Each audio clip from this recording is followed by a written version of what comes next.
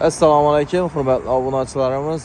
Bu xudo xolasa ikkinchi do'konimiz. Bedayam Maqsudbek ukamiz zo'r aksiyalar aytib beraman deb turibdi.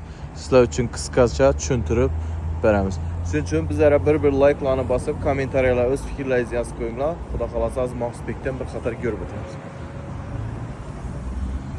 Obunachilarimiz do'konimizga ham girdik. Maqsudbek nov yangilik aytib berasan obunachilar uchun, Xorazm yangiliklari kanallari uchun.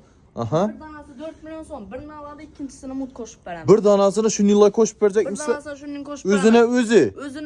4 milyona birini aladı, birini koşup veremem. Razmerin çençem onu. 3'e 5, 3'e 6 emme razmerinden. Bu kalınlıkına hürmetli obunachilar. Kalınlarında 3 milyona birini aladı, yine birini koşup veremem. 3 milyona birini alsa yine birini koşup verirsin. Dükkanında görünüyor. Haklanan geleme 1 plus bıraksadı. Hemmesinden bu. Hemmesinden bu.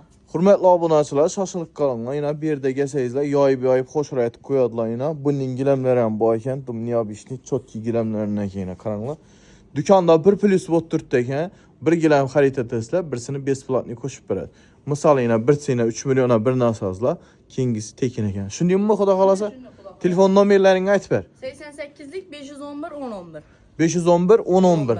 Maqsudbekka yana murojaat etaverasizlar.